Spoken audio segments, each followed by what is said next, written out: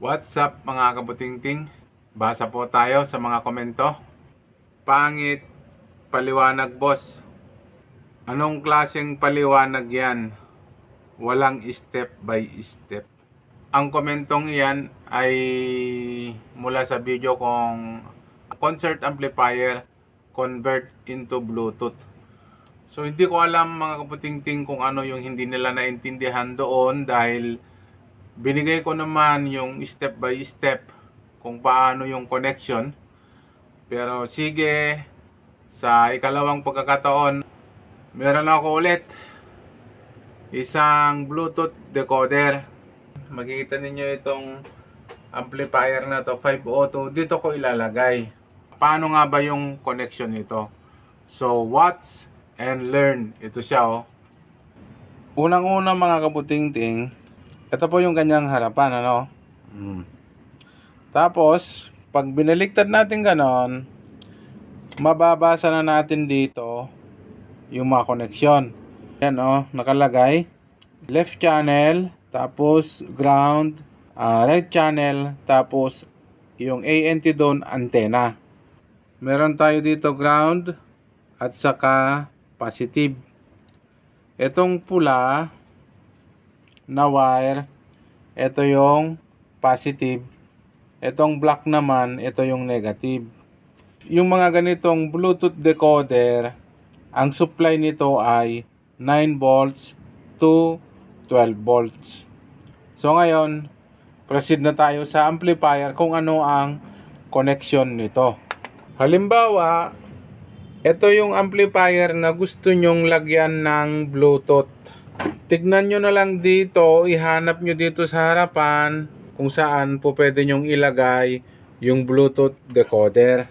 Pero pag ako ang maglagay, dito banda ko ilalagay kasi nga maluwang at saka bakante dun sa likod. So bahala na kayo kung saan nyo gusto ilagay itong Bluetooth decoder. Naintindihan? Ngayon naman, saan kukunin o saan yung connection nito? Unahin muna natin itong kanyang power supply.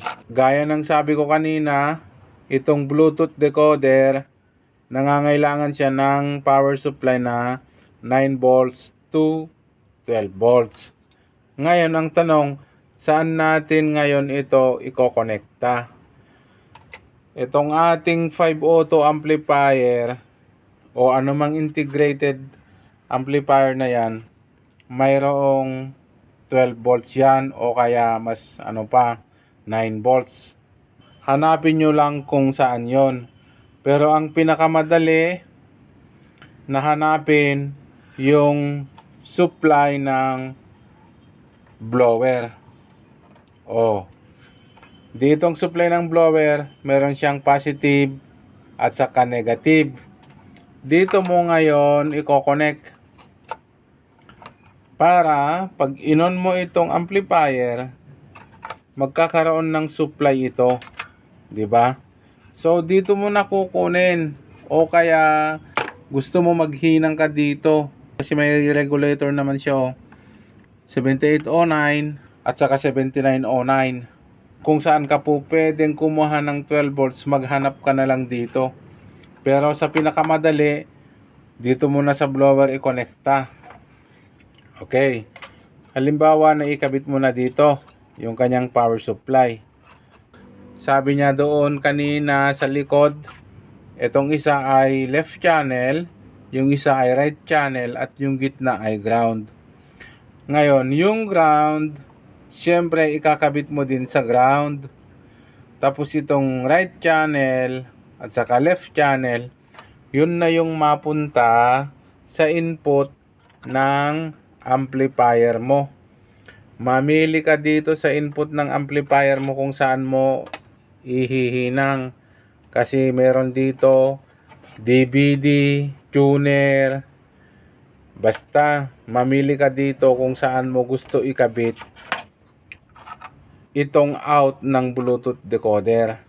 Kung sakaling napili mo, kinabit mo sa DVD, pagka mag-select ka, i-select mo doon sa CD, VCD, ganon. Kung sa tuner mo na tipuhan ikabit, i-select mo doon sa tuner. Ngayon kung sa tape mo nagustuhan, di sa tape mo.